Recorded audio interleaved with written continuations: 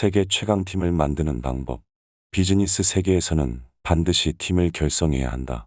하나의 프로젝트를 혼자서 결과를 만들 수는 없다. 팀원들과 함께 동거동락하며 과업을 이룩해야 한다. 그렇다면 어떤 동료와 함께 할 것인지, 어떻게 운영할 것인지 등 다양한 문제에 직면하게 된다. 창업을 하든 회사의 프로젝트를 진행하든 모든 것은 인간관계에서부터 시작된다. 세계 최강팀을 어떻게 만들어가는지 원피스를 통해 배워가보자. 첫째, 팀원 각자의 꿈을 가지고 있다.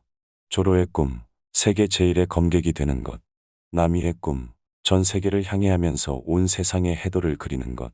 우솝의 꿈, 용감한 바다의 전사가 되는 것. 상디의 꿈, 전설의 바다 올블루에 가는 것. 초파의 꿈, 모든 병을 고칠 수 있는 의사가 되는 것. 로빈의 꿈, 진짜 역사의 본문을 이해하여 공백의 100년 역사를 푸는 것. 프랑키의 꿈, 스승의 실력을 뛰어넘는 배를 만들어 세계의 끝자락에 도착하는 것. 브룩의 꿈, 위대한 항로를 일주하여 고래 라분과 다시 만나는 것. 모두 자신의 꿈을 확실히 갖고 있다. 또한 그 누구의 꿈도 혼자서는 이룰 수 없다. 각자의 꿈을 총괄하는 꿈이 루피의 해적왕이 되겠다는 꿈인 것이다. 즉, 루피의 해적왕이 되겠다는 꿈을 공유한다면 언젠가는 동료 각자의 꿈을 이루어진다는 사실. 루피와 함께 행동하면 본인의 꿈도 이룰 수 있다는 믿음이 있기 때문에 기꺼이 동료가 된다. 루피 역시 마찬가지다. 검객, 항해사, 저격수, 요리사, 그들이 있어야만 비로소 해적왕을 꿈꿀 수 있다. 자신의 꿈을 이루기 위해 동료의 존재는 불가피하다. 하나하나의 각기 다른 꿈을 모두가 함께해야만 실현시킬 수 있다. 바로 이 점이 꿈을 공유하는 본질이다. 세상에서 이루고자 하는 목표가 설정되면 마음의 안테나는 주파수를 보내게 된다. 나와 함께 할 사람, 함께 꿈을 이룰 사람, 함께하면 행복한 사람을 찾게 되며 행동을 이끄는 것이다. 누군가는 바라고 다른 누군가는 이루어지길 소망한다. 또 다른 누군가는 그것을 이루어낸다. 당신은 어느 쪽을 선택할 것인가? 둘째, 지배 관계가 전혀 존재하지 않는다. 밀짚모자 해적단에는 이런 지배 관계가 전혀 존재하지 않는다. 서로 속박하거나 간섭하지 않는다. 루피의 꿈은 모두가 소중히 여기며 공감하지만 그 밖의 동료의 꿈에 대해서는 다른 동료들이 서로 관심을 갖지 않는 것처럼 보이기까지 한다. 싸우는 장면에서는 이렇게 해라, 저렇게 해라 라는 말은 하지만 동료의 근본적인 삶의 태도나 삶의 방식 등 장기적인 태도나 라이프 스타일, 가치관에 대해서는 일체 간섭하지 않는다. 동료를 받아들일 때도 루피는 동료가 되어라고 말하지만 최종 판단은 본인에게 맡긴다. 본인의 의지로 동료가 된다는 점을 중요시한다. 동료의 인생이나 인격을 통제하려고 하지 않는 것이다. 이는 매우 이상적인 동료 관계이다. 아무리 동료라 하더라도 개인의 라이프 스타일이나 가치관처럼 본인이 소중히 여기는 근본 영역까지는 간섭하지 않는 것이 관계를 지속하는 비결이다. 나는 비즈니스 관련 모든 객관적인 사실을 들려주고 스스로 판단할 수 있도록 독려한다. 그렇게 해서 잘못된 결과가 나오더라도 누구 탓을 하지 않게 되는 반면 결과가 좋을 때는 덕분이라는 말을 들을 수 있기 때문이다. 책임을 회피하는 것이 아니라 본인의 선택을 존중하는 것이다. 그렇게 하면 서로 구속에 대한 억압을 피할 수 있고 상하 관계에서 조금 더 수평적인 관계를 맺을 수 있다. 나이를 떠나 서로 비즈니스 세계에서 서로 존중한다는 것은 팀을 더욱 견고하게 만들어주는 접착제 역할을 한다. 조로는 루피를 위해 목숨을 던져 거의 죽음에 이르는 중상을 입는다. 이 상황에서 아무런 대가도 존재하지 않는다.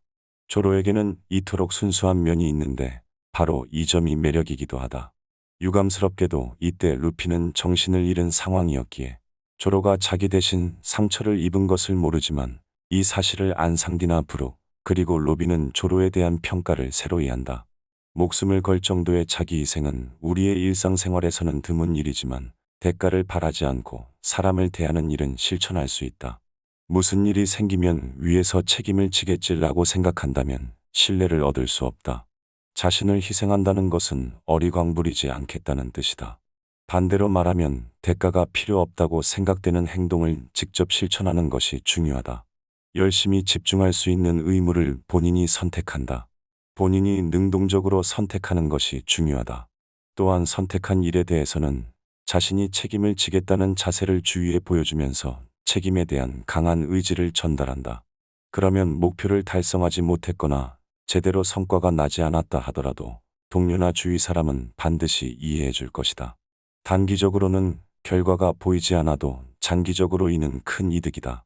대가를 바라지 않고 노력한다는 점만 확실히 보여준다면 당신이 다시 새로운 도전을 할 때 주위 사람은 큰 힘을 보태줄 것이다. 나는 문제 해결을 위해 나보단 동료를 위해 애를 쓰고 있다. 그렇게 책임감을 움직일 때 설사 일이 실패를 하더라도 동료를 많이 해주기 때문이다. 누군가 해결해주겠지. 가 아닌 내가 아님 누가 하겠어? 라는 마음 자세로 바꿔보는 건 어떨까? 그 순간 모든 것이 변하기 시작한다. 매사에 신중하게 되고 철저히 공부를 하게 되며 감정적으로 휘둘리지 않을 때 생각할 수 있게 된다. 그런 결정으로 이루어지는 대부분의 결과는 좋은 성과로 이어진다. 셋째, 한 사람의 힘에 의존하지 않는다. 계속 성장하는 동료와 함께 있고 싶다면 본인도 성장해야 한다. 계속 성장하지 않으면 동료와 함께 지낼 수 없다. 이런 생각이 성장의 동기를 부여한다. 밀짚모자 해적단은 동료의 균형이 잘 잡혀 있다는 점이 특징이다. 균형이 잘 잡힌 동료 관계는 개개인의 능력을 단순히 더한 것 이상의 힘을 발휘한다. 즉 개별 요소의 합계보다 총계가 커진다. 사회학에서는 이를 창발성이라고 부른다.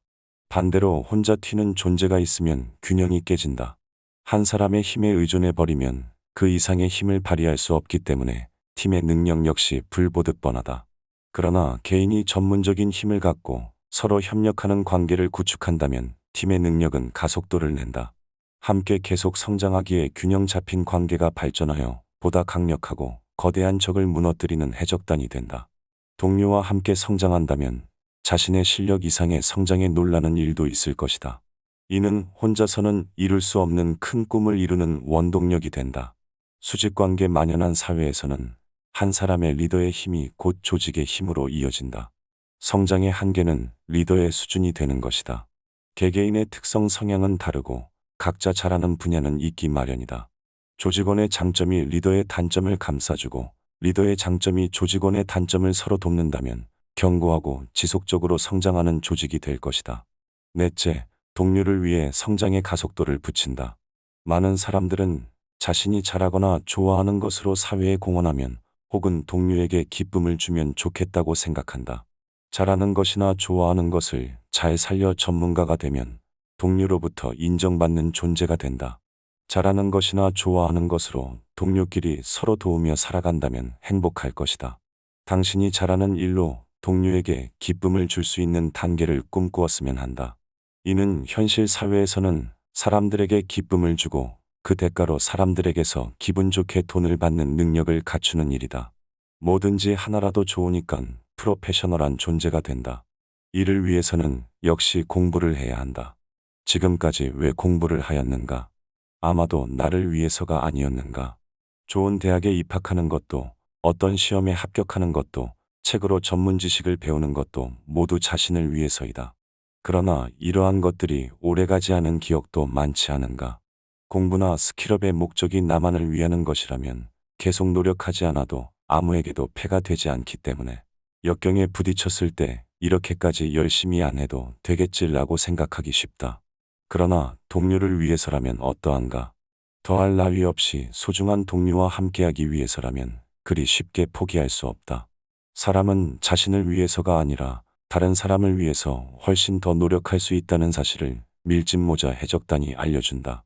동료를 위해서, 좋아하는 사람을 위해서, 가족을 위해서, 아이들을 위해서라고 생각한다면 아무리 괴로워도 열심히 하게 된다. 동료를 위한 노력은 성장의 가속도를 붙이거나 자신의 한계를 뛰어넘도록 하는 효과가 있기 때문이다. 좋은 동료와 만나 함께 성장해 나가면 자신의 매력이 확연히 드러날 것이다. 시너지 효과라는 것이 있다. 협력작용 혹은 상승효과는 일반적으로 2개 이상의 것이 하나가 되어 독립적으로만 얻을 수 있는 것 이상의 결과를 내는 작용이다. A와 B의 두 사람이 있다고 가정할 때 A는 1의 능력을 가지고 있다. 하지만 B의 능력은 0.7이며 합은 1.7의 마이너스 효과를 얻게 된다. 그것을 우리는 링겔만 효과라고 한다. 이것은 오히려 0.3의 효율을 줄이는 방안이기 때문에 B라는 사람은 일 이상의 능력을 올려주기 위해 노력해야 한다. 링겔만 요가는 참여하는 개인의 수가 늘어날수록 오히려 성과에 대한 1인당 공헌도가 떨어지는 현상을 말한다. 만약 A의 능력치가 1이고 B의 능력치가 1.3이라고 가정한다면 상황은 반전된다.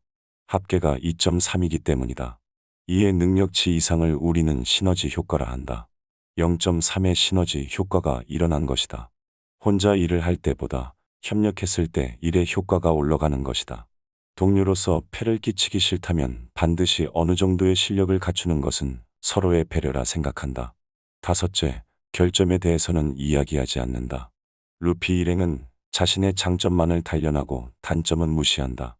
조로는 시간이 흘러도 계속 방향치이고 루피도 두근거리는 모험심을 다스리지 못해 무모한 일을 반복한다.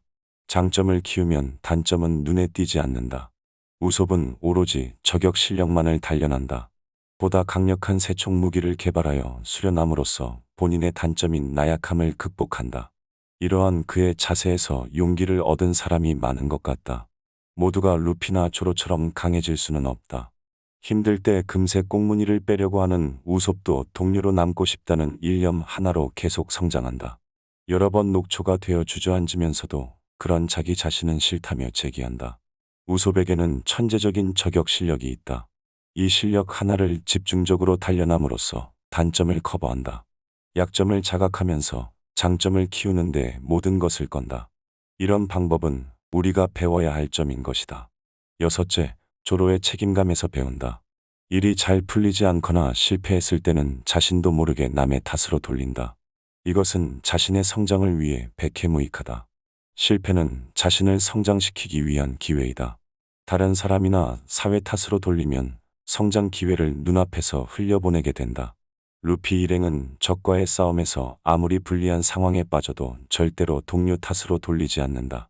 오히려 자기 자신을 책망한다. 자신의 무력함에 화를 낸다. 특히 조로는 자책을 심하게 한다. 자신이 힘이 없어 궁지에 빠지는 것을 싫어하고 항상 근력 훈련으로 실력을 닦는다.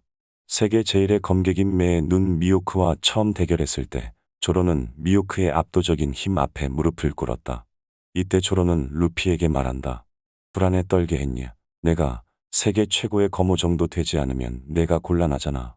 난 이제 2번 다시 패배하지 않을 테다.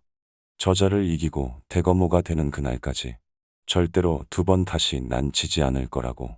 불만 있나? 해적왕.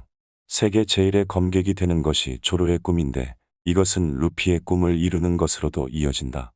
루피가 해적왕이 되면 조로가 세계 제일의 검객이 되는 것이 아니라 조로 자신이 세계 제일의 검객에 가까워지면 루피가 해적왕에 다가간다.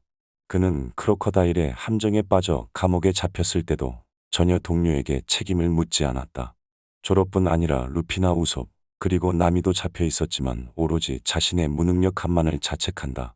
싸움에서 궁지에 몰려도 그것을 자신보다 약한 동료 탓으로 돌리지 않는다. 이런 조로의 책임감은 매우 맑고 깨끗하다. 그가 단순히 난폭하기만 한 사람이 아니라 동료에게 매우 소중한 인물로 자리매김한 이유를 알 수 있다.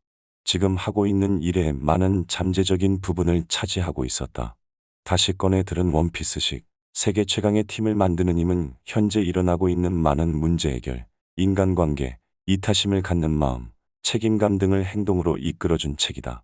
사회 첫 입문자에게 적극 추천하고 싶은 책이다. 성공을 측정하는 방법을 바꾸라.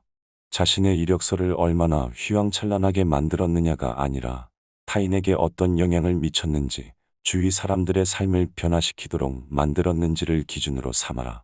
토머스 J. 드롱. 어디에서나 우리는 조직을 형성하고 살아간다. 국가든 기업이든 가정이든 크기가 다를 뿐 조직 속에서 생활한다. 그런 조직을 운영하거나 일원으로서 어떤 행동과 마음가짐을 가지면 좋은지에 대한 평가를 내릴 수 있을 것이다.